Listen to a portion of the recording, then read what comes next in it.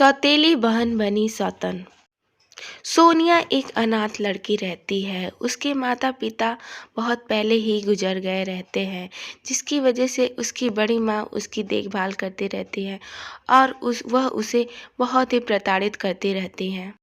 लेकिन सोनिया बहुत ही सीधी सादी रहती है और वह किसी के भी सवाल का जवाब नहीं देती थी। तभी वहाँ उसकी छोटी बहन आ जाती है। देखो माँ, इसने सुबह सुबह मेरा घर का सफाई भी नहीं किया है और मैंने इसे चाय लाने के लिए बोला था, वह भी नहीं लाया है। मैं तो बिल्कुल परेशान हो चुकी हूँ। क्यों रे? तू मेरी बेटी का कहा हुआ क्यों नहीं सुनती है? अगर तुझे मेरे घर में रहना है तो तुझे हम दोनों की बातों को सुनना होगा, नहीं तो तू इस घर को छोड़कर जा सकती है।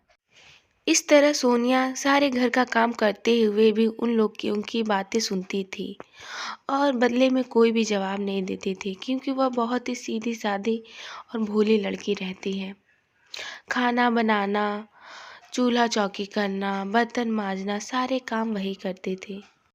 लेकिन किसी से भी वह शिकायत नहीं करती थी, क्योंकि वह जानती थी कि उन दोनों के अलावा उसका कोई भी नहीं है।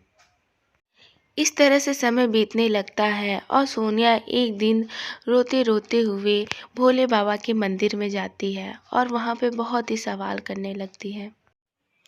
बाबा, आपने मुझे अनाथ क्यों बनाया? क्या मैं इतनी बुरी हूँ कि मुझे कोई प्यार नहीं करता, मेरे इतने काम करने के बावजूद? इस तरह से बोलकर सोनिया वहीं रोने लगती है और वहीं पर खड़ी हुई सुशीला उसे देखती रहती है और वह उसे पसंद कर लेती है।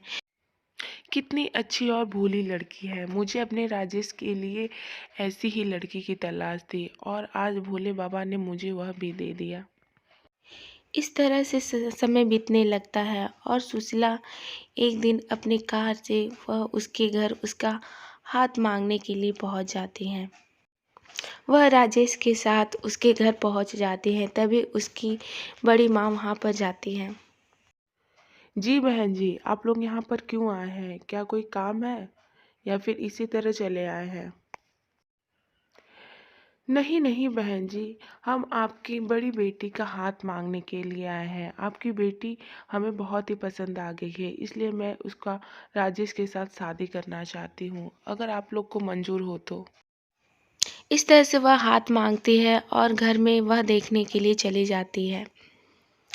तभी वहाँ पर सोनिया वहाँ आती है और सुशीला उसे देखकर पसंद कर लेती है। वही राजेश उसकी छोटी बहन को देखता रहता है और वह उससे प्यार कर बैठाता है, क्योंकि उसकी छोटी बहुत बहुत ही स्मार्ट होती है, मॉडर्न होती है, इसलिए राजेश को वह और इसी तरह समय बीतता है और उन दोनों की शादी हो जाती है, जिसकी वजह से उसकी माँ बहुत ही खुश रहती है, लेकिन राजेश खुश नहीं रहता।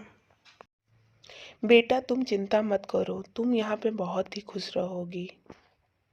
तुम्हें किसी भी चीज़ की ज़रूरत होगा तो तुम मुझसे बोलना, मैं तुम्हें ला कर दूँगी। तुम मेरी बेटी जैसी ही हो अब, ऐसा बोल सुशीला वहाँ से चली जाती है। तभी थोड़ी देर बाद उसका पति वहाँ पर आता है और उसे बहुत ही भला बुरा बोलने लगता है। देखो, यह मत सोचना कि मैं तुमसे प्यार करता हूँ। मैंने यह केवल ज़बरदस्ती में यह शादी की है। मैं तुम्हारी छोटी बहन से प्यार करता हूँ। ऐसे ही दोनों बहुत ही पास आते हैं और दोनों क्लब पार्टी में जाना स्टार्ट करते हैं और दोनों ही एक दूसरे के बहुत ही नज़दीक आ गए रहते हैं। और राजेश उसकी छोटी बहन से शादी कर कर आ जाता है, जिसे देखकर उसकी माँ बहुत ही क्रोध में आती है। राजेश, यह तुमने क्या किया? तुम्हारे पास एक इतनी अच्छी लड़की होते हुए भी तुम इस लड़की से शादी क्यों किया? तुमने सोनिया के बारे में थोड़ा भी नहीं सोचा? माँ, मैं रीता से शादी करना चाहता था और मैं उसी से प्यार करता था। ये तो आपने मेरी ज़बरदस्ती शादी करा दी थी। उन सब की बातें सुनकर सोनिया वहीं पर रोने लगती है। तभी उसकी सास सोनिया से कहती हैं, बेटा तू रो मत, मैं हूं ना, मैं अभी इसकी खबर लेती हूँ। ऐसा है, तुम दोनों यहाँ से जा सकते हो और मैं तुम दोनों को इस घर से निकाल रही हूँ। जहाँ पे मेरी मर्जी नहीं चलेगी वहाँ पे तुम दोनों नहीं रहोगे। इस घर में मेरी बेटी ही यहाँ पे अब रहेगी। मैं और मेरी मेरी बेटी ठीक है यहाँ पर।